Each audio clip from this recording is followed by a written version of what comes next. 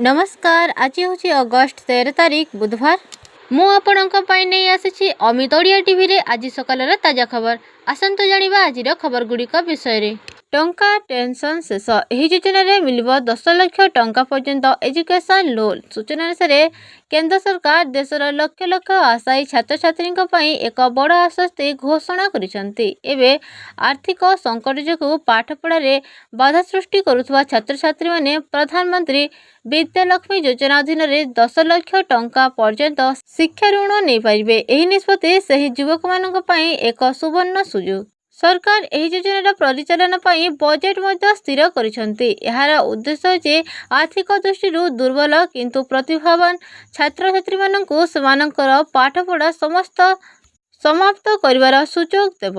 परवर्ती खबर है आउ हेबनी हरिजन शब्दर व्यवहार। एसएससी एसटी उन्नयन विभाग पक्षर चिठी। सूचना अनुसार सरकारी प्रतिष्ठान शिक्षानुष्ठान एवं सरकारी जोगाजोगरू हटिब हरिजन शब्द। एणिके जाति प्रमाणपत्र एवं अनुसूचित जाति संपर्क में हरिजन शब्द व्यवहार न करने जारी है निर्देशावली। सूचना अनुसार हरिजन शब्दटी कौनसी सरकारी जोगाजोग रेकर्ड कारबार जाति प्रमाणपत्र प्रकाश विभागीय नाम किंबा अन्य कौनसी स्थान में व्यवहृत हेब नहीं।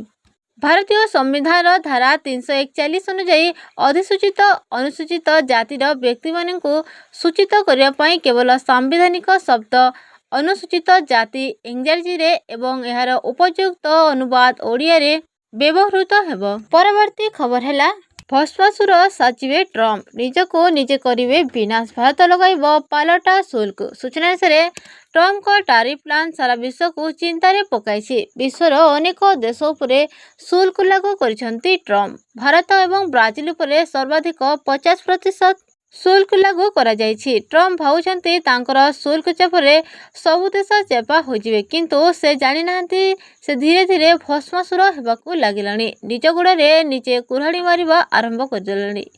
टारिफ द्वारा अन्य देश नुहे ट्रम्प को टारिफ प्रभाव अमेरिका रे भी देखा मिली। ट्रम्प तांको निर्वाचन प्रचार रे प्रतिश्रुति देथिले जे से ग्रोसरी सामग्री को सस्ता करिवे किंतु टारिफ प्रभाव में देश में ग्रोसरी सामग्री मूल्य वृद्धि पाउछि। परवर्ती खबर है भारत चीन मध्य आरंभ हेब डायरेक्ट विमान सेवा निर्देश देले केंद्र सरकार। सूचना अनुसार केंद्र सरकार एयर इंडिया एवं इंडिगो को आगामी मास सुधा चीन सहित सीधा सलख विमान सेवा पुणी थे आरंभ करने को निर्देश देइछन्ति बोली अंतर्जातीय गणमाध्यम स्वास्थ्य ब्लूमबर्ग रिपोर्ट करिछि।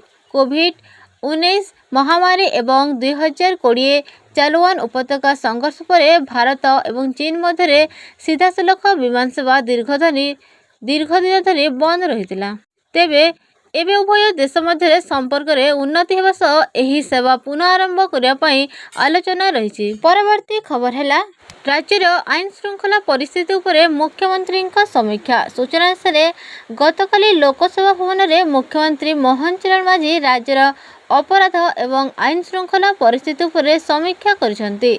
साधारण जनता जेपरी सुरक्षित अनुभव करेंगे से पुलिस पक्षर समस्त प्रकार आवश्यक उपाय अवलंबन करने को मुख्यमंत्री बैठक में परामर्श देइछन्ती। नारी सुरक्षा क्षेत्र में सरकार का शून्य सहनशीलता नीति रही बोली प्रकाश करी मुख्यमंत्री पुलिस अधिकारी मानकु परामर्श देइछन्ती एवं पुलिस माने एही नीति को आधार करी पुलिस सबु समय एक्शन मोड रे रहू। परवर्ती खबर है सेमी कंडक्टर क्षेत्र में ओडिशा को मोदी जी 2250 कोटी टंकार उपहार बोली कहिसेंती धर्मेंद्र प्रधान। सूचना अनुसार प्रधानमंत्री नरेंद्र मोदी अध्यक्षतार अनुष्ठित केंद्र कैबिनेट बैठक में आज ओडिशा पंजाब एवं आंध्र प्रदेश रे 4600 कोटी टंका व्यय रे 4टी सेमीकंडक्टर उत्पादन यूनिट को अनुमोदन मिली, जहां को स्वागत करिसेंती केंद्र शिक्षा मंत्री धर्मेंद्र प्रधान। विशेष भाव में ओडिशार 2टी सेमीकंडक्टर उत्पादन यूनिट प्रतिष्ठा करने 2250 कोटी टंकार उपहार देथिबारु श्री प्रधानमंत्री नरेंद्र मोदी ओडिशार मुख्यमंत्री मोहन चरण माझी धन्यवाद जणाइछन्ती। परवर्ती खबर है ଆଜି ସୃଷ୍ଟି ହେବ ଲଘୁଚାପ। 3 ଦିନ ପ୍ରବଳ ବର୍ଷିବ। 40 କିଲୋମିଟର ବେଗରେ ବହିବ ପବନ। ସୂଚନା ଅନୁସାରେ କେନ୍ଦ୍ରୀୟ ବଙ୍ଗୋପସାଗରରେ ସକ୍ରିୟ ରହିଛି ଘୂର୍ଣ୍ଣିବଳୟ। ଏହାର ପ୍ରଭାବରେ ଆଜି 13 ତାରିଖରେ ଲଘୁଚାପ କ୍ଷେତ୍ର ସୃଷ୍ଟି ହେବାର ସମ୍ଭାବନା ରହିଛି। ପଶ୍ଚିମ କେନ୍ଦ୍ରୀୟ ଓ ତତ୍ସଂଲଗ୍ନ ଉତ୍ତର ପଶ୍ଚିମ ବଙ୍ଗୋପସାଗରରେ ଲଘୁଚାପ କ୍ଷେତ୍ର ସୃଷ୍ଟି ହେବ।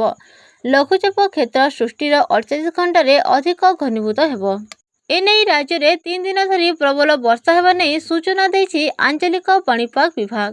ଆସନ୍ତା 24 ଘଣ୍ଟାରେ ସାରା ଓଡ଼ିଶାରେ ହାଲୁକାରୁ ମଧ୍ୟମ ଧରଣର ବର୍ଷା ସହ ବିଜୁଳି ଘଡ଼ଘଡ଼ି ବର୍ଷାର ସମ୍ଭାବନା ଥିବାବେଳେ କୋରାପୁଟ, ନବରଙ୍ଗପୁର ଏବଂ ମାଲକାନଗିରି ଏହି 3 ଜିଲ୍ଲାରେ ପ୍ରବଳ ବର୍ଷା ନେଇ ୟେଲୋ ୱାର୍ଣ୍ଣିଂ ଜାରି କରିଛି ପାଣିପାଗ ବିଭାଗ। ବର୍ଷା ସମୟରେ 30ରୁ 40 କିଲୋମିଟର ବେଗରେ ପବନ ବହିବାର ସମ୍ଭାବନା ରହିଛି।